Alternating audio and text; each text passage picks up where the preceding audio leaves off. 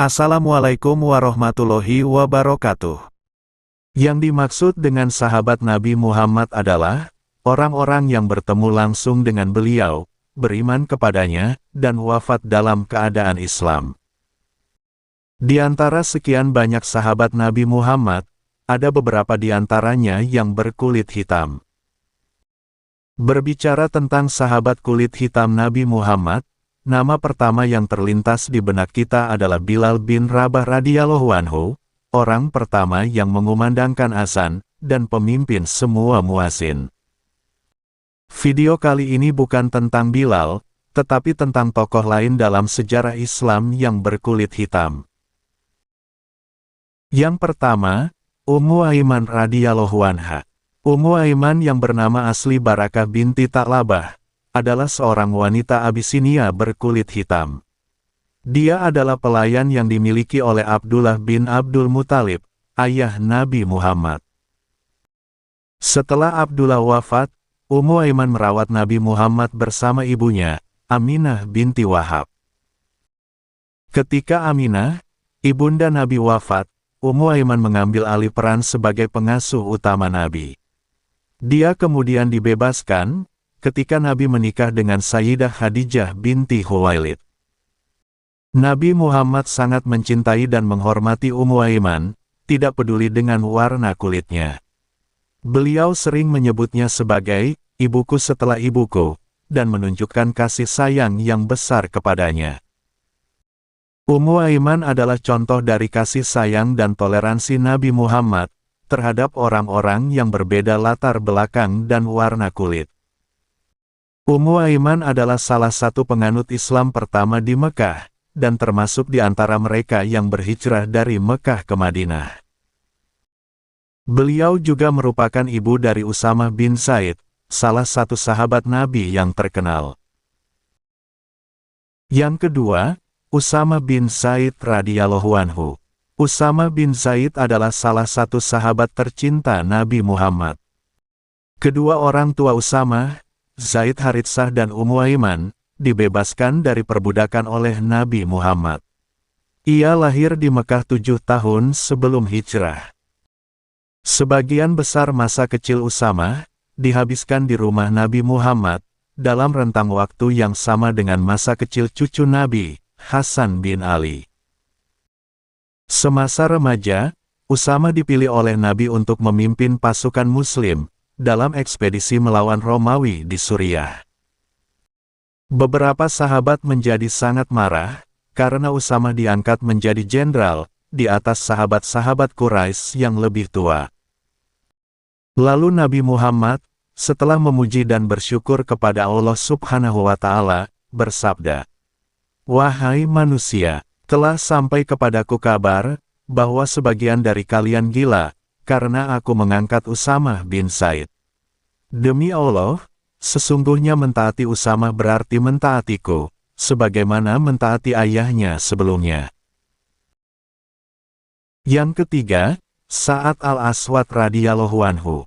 Salah satu sahabat Nabi Muhammad yang berkulit hitam adalah Sa'ad al-Aswad as-Sulami. Sa'ad berasal dari kaum Ansor, dan sering mengalami perlakuan yang tidak adil di Madinah. Ia pernah bertanya kepada Nabi Muhammad, apakah ia bisa masuk surga, karena posisinya yang rendah di antara umat Islam. Tentu saja Nabi menjawab, semua bisa masuk surga sesuai amal ibadahnya. Sa'ad al-Aswad kemudian syahid dalam sebuah pertempuran. Diriwayatkan bahwa Nabi Muhammad menangisinya sambil memangkunya. Yang keempat, Ammar bin Yasir radhiyallahu anhu. Salah satu sahabat yang terkenal, yang dikenal karena keimanannya yang kuat, adalah Ammar bin Yasir. Ammar bin Yasir adalah salah satu dari sahabat Nabi Muhammad yang paling awal memeluk Islam, dan ia sering mengalami penyiksaan yang sangat berat bersama keluarganya. Suatu ketika, saat disiksa dengan kejam, ia terpaksa meninggalkan Islam. Ia kemudian datang kepada Nabi sambil menangis, mengatakan bahwa ia telah mengingkari Islam secara lisan, tetapi tidak dengan batinnya. Nabi Muhammad lalu menghapus air matanya dan membaca, "Barang siapa yang kafir kepada Allah sesudah dia beriman, dia mendapat kemurkaan Allah, kecuali orang yang dipaksa kafir, padahal hatinya tetap tenang dalam beriman, dia tidak berdosa." Quran Surat ke-16, An-Nahl ayat 106. Setelah banyak penganiayaan, Ammar bersama para sahabat lainnya berhijrah ke Abisinia, dan kemudian ke Madinah. Di akhir hidupnya, Ammar bin Yasir menjadi syahid dalam pertempuran Perang Siffin. Yang kelima, Mihja bin Sholeh radhiyallahu anhu. Salah satu sahabat Nabi Muhammad yang terkenal adalah Mihja bin Sholeh. Mihja adalah salah satu pemeluk Islam pertama di Mekah, dan salah satu dari mereka yang berhijrah ke Madinah. Setelah hijrah, Mihja adalah orang pertama yang syahid dalam Perang Badar. Yang keenam, Abu Dzar radhiyallahu anhu. Salah satu sahabat terhormat, yang dikenal karena kesetiaan dan kepeduliannya terhadap kaum miskin, adalah Abu Dzar. Nama lengkap Abu Dzar adalah Jundab bin Junadah dari suku Ghifari. Suku Ghifari dikenal karena banyak terlibat dalam perampokan, dan suka mengkonsumsi alkohol, serta menyembah berhala. Tetapi Abu Dzar berbeda, dan berpaling dari kebiasaan sukunya, bahkan sebelum memeluk Islam. Setelah bertemu dengan Nabi Muhammad, Abu Dzar dengan cepat menerima Islam. Dia pergi ke Ka'bah untuk menyatakan imannya di depan umum, dan segera saja suku Quraisy memukulinya. Keesokan harinya dia menyatakan imannya lagi, dan dia kembali dipukuli lagi. Setelah berhari-hari melakukan ini, dan menghadapi pemukulan, Nabi Muhammad menyuruhnya untuk kembali ke sukunya, sehingga dia bisa menyatakan pesannya kepada mereka.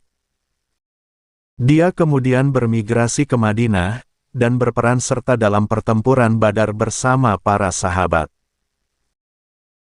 Yang ketujuh, Aiman bin Ubaid radhiyallahu anhu. Satu lagi sahabat setia Nabi Muhammad yang berkulit hitam, yaitu Aiman bin Ubaid yang berasal dari Abisinia. Aiman memeluk Islam di Mekah, dan berhijrah ke Madinah karena Allah. Ia adalah seorang penggembala, dan dipercaya oleh Nabi Muhammad untuk menggembalakan kambing-kambingnya. Aiman berperan serta dalam banyak pertempuran untuk membela Islam. Pada pertempuran Hunain, ketika beberapa kaum muslim panik, Aiman adalah salah satu dari 8 muslim yang berdiri di samping Nabi Muhammad, dan membelanya. Kaum muslim akhirnya memenangkan pertempuran tersebut. Di akhir kisahnya, Aiman gugur sebagai syahid. Semoga video ini bermanfaat, dan kita bisa mengambil teladan dari kisah ini.